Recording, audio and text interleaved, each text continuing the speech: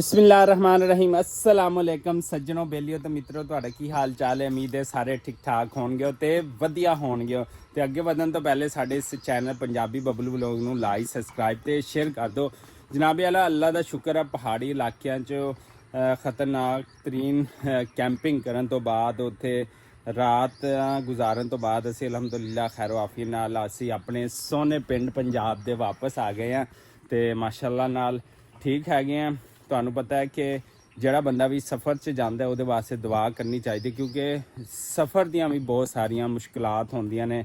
ਤੁਹਾਨੂੰ ਪਤਾ ਹੈ ਕਿ ਅੱਜ ਕੱਲ੍ਹ ਪਾਕਿਸਤਾਨ ਦੇ ਵਿੱਚ ਵੀ ਜਿਹੜੇ ਲੋਕ ਘੁੰਮਣ ਫਿਰਨ ਜਾਂਦੇ ਨੇ, ਸ਼ਦੀਦ ਗਰਮੀ ਹੈ ਸਾਡੇ ਪੰਜਾਬ ਦੇ ਵਿੱਚ ਤੇ ਵਾਦੀਆਂ ਨੀਲਮ ਵਾਲੇ ਪਾਸੇ ਐਤਕੀ ਤਕਰੀਬਨ ਇੱਥੋਂ ਪੰਜਾਬ ਤੋਂ ਗਏ ਹੋਏ ਲੋਕ ਤਕਰੀਬਨ 20 ਤੋਂ 25 ਲੋਕ ਜਿਨ੍ਹਾਂ ਦੀ ਉੱਥੇ ਸਿਰ ਘੁੰਮਣ ਫਿਰਨ ਗਏ ਤੇ ਉਹਨਾਂ ਦੀ ਡੈਥ ਹੋ ਗਈ। कोई दरिया डिग पिया, किसी की गड्डी उल्ट गई क्योंकि उत्थे जेड़े रोड्स ने ना वो अप डाउन बड़े ने, कोई बहुत ज़्यादा उत्ते ने थल्ले खाइयां ने। तो इस वास्ते जो भी जाओ पहाड़ी इलाके में तुरन फिरन वास्ते तो अपनी सेफ्टी का पहले ख्याल रखो।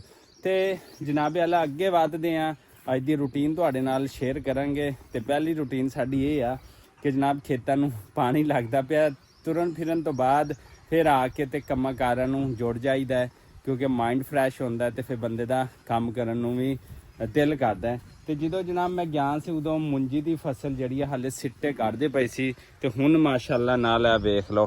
तो हुण माशाअल्लाह है वेखो दाना ही दाना पै गया है। साडा काम है मेहनत करना ते मालक दा काम है फल फुल लाना। ते अल्लाह ताला ने है वेखो सारे पासे जिहड़ा ना फल फुल ला दिता हैगा।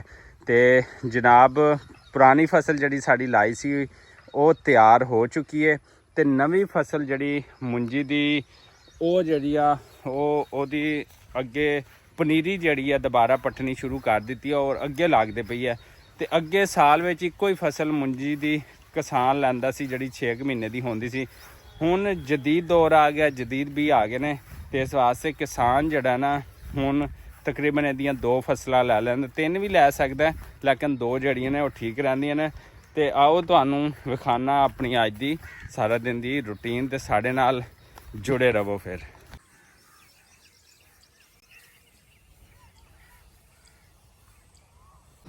खेतां नूं जिहड़ा पानी लगदा पिया है ते फसल जिहड़ी है तैयार हो जानी इंशाअल्लाह थोड़े दिनों तक। तो फिर असीं इहदी कटाई करनी है।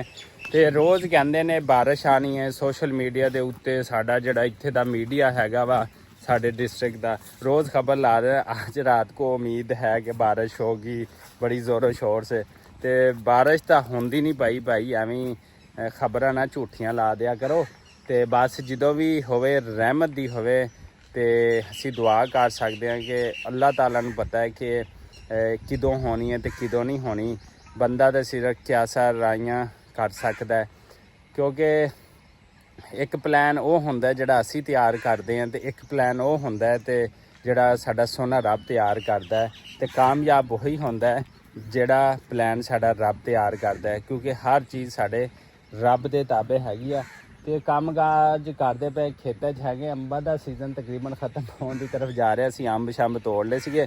तो इस टाइम जी फसल नूं ते सब्जियां नूं बहुत ज़्यादा जरूरत हैगी बारिश की। इत्थे असीं लाई सी सब्जी, ए देखो पत्ते किवें येलो हो गए ने क्योंकि इसकी वजह है कि बारिश नहीं हुई। तो दुआ करो रहमत की बारिश होवे। तो इत्थे तोड़ते पे ने अब्बू जी सब्जी। तो देखते हैं कि अज किहड़ी सब्जी जड़ी है तोड़ी हैगी है जी। गर्मी की शिद्दत इन्नी हैगी आ देखो अगर तो पवे ना उनकी कहते बारिश तो कद्दू का साइज़ जड़ा ना बड़ा वड्डा हो जाए।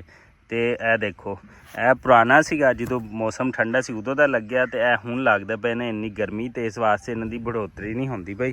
तो तुसीं दुआ करो कि जड़ा ना बारिश हो जाए हल्की पतली तो यह फसल के उत्ते भी जड़ी ना रौनक आ जाए। देखो बारिश ना होने की वजह नाल ना यह देखो उत्थे सुकड़ जाता है तो अगे जड़ा वधदा नहीं है।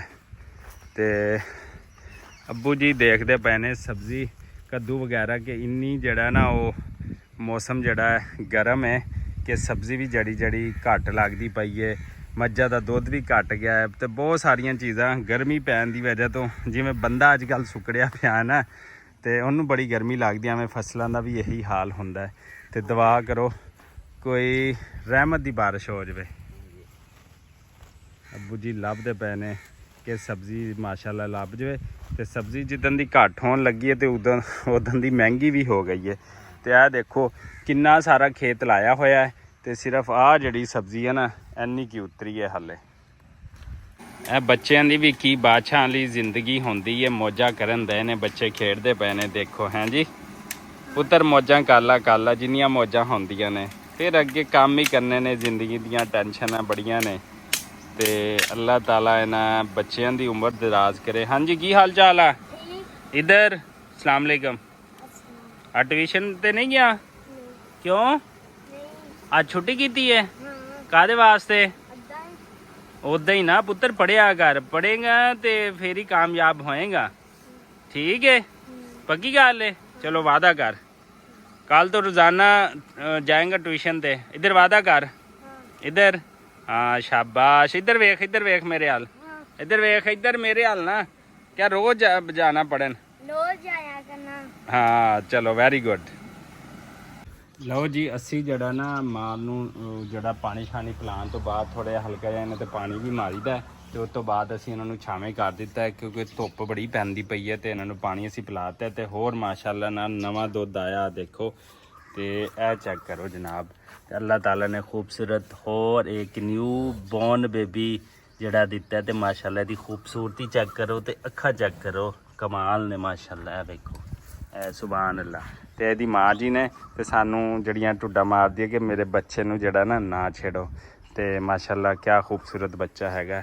ਤੇ ਇਹ ਦੇਖੋ ਮਾਲ ਜਿਹੜਾ ਨਾ ਇੰਜੋਏ ਕਰਦਾ ਪਿਆ ਤੇ ਇੱਥੇ ਮਾਲ ਜਿਹੜਾ ਨਾ ਇਹ ਸਿਰਫ ਨਮਕ ਜਿਹੜਾ ਉਹ ਪਿਆ ਹੈ ਉਹ ਚੱਟਦਾ ਪਿਆ ਹੈਗਾ। ਨਮਕ ਇਹਨਾਂ ਨੂੰ ਦੇਣਾ ਮਾਲ ਨੂੰ ਬਹੁਤ ਜ਼ਰੂਰੀ ਹੁੰਦਾ ਹੈ। ਤੇ ਉਧਰ ਵੀ ਜਿਹੜੇ ਆ ਮੱਝਾਂ ਛਾਵੇਂ ਖਲੋਤੀਆਂ ਨੇ ਅਲਹਮਦੁਲਿਲਾ ਨਾਲ। ਜਨਾਬੇ ਵਾਲਾ ਅਸੀਂ ਪਏ ਨਹਾਉਂਦੇ, ਗਰਮੀ ਬੜੀ ਪੈ ਰਹੀ ਸੀਗੀ ਤੇ ਅਸੀਂ ਨਹਾ ਲਈਏ ਥੋੜਾ ਜਿਹਾ ਤੇ ਕੰਮ ਸ਼ਾਮ ਮੁਕਾ ਲਿਆ ਹੈਗਾ। ਤੇ ਹੁਣ ਅਸੀਂ ਨਹਾਉਣਾ ਹੈ ਤੇ ਕੁਛ ਰੈਸਟ ਕਰਨਾ ਹੈ ਤੇ ਸਿਟੀ ਵੀ ਜਾਣਾ ਹੈਗਾ। ਤੇ ਅਸੀਂ ਹੁਣ ਨਹਾ ਕੇ ਤੇ ਫਿਰ ਬਾਕੀ ਜਿਹੜੇ ਕੰਮ ਛੋਟੇ ਮੋਟੇ ਕਰਾਂਗੇ। ਤੇ ਬੱਚੇ ਵੀ ਸਾਡੇ ਪਿੰਡ ਦੇ ਨਹਾਉਣ ਆਏ ਹੋਏ ਨੇ। ਆ ਵੇਖੋ, ਇਹ ਦੇਖੋ ਬੱਚੇ ਬੜੀ ਦੂਰੋਂ ਆਏ ਨੇ। ਕਿੱਥੋਂ ਆਏ ਹੋ ਭਲਾ? ਚੀਚਾ ਵਤਨੀ ਵਾਲੇ, ਸਾਰੇ ਸਿਟੀ ਵਾਲਿਆਂ ਨੂੰ, ਚੀਚਾ ਵਤਨੀ ਵਾਲਿਆਂ ਨੂੰ ਸਲਾਮ ਹੋ ਗਿਆ ਜੀ। ਪਿੰਡ ਸਾਡਾ ਟੂਅਲ ਹੈ ਤੇ ਉੱਥੇ ਮਾਸ਼ਾਅੱਲਾ ਚੀਚਾ ਵਤਨੀ ਦੇ ਬੱਚੇ ਨਹਾਉਣ ਆਏ ਹੋਏ ਨੇ। ਤੇ ਇਸੇ ਦੁਆ ਉਮੀਦ ਦੇ ਨਾਲ ਕਿ ਜਿੱਥੇ ਰਹੋ ਖੁਸ਼ ਰਹੋ। ਸਾਨੂੰ ਦਿਓ ਇਜਾਜ਼ਤ, ਅੱਲਾ ਨਿਗਹਿਬਾਨ।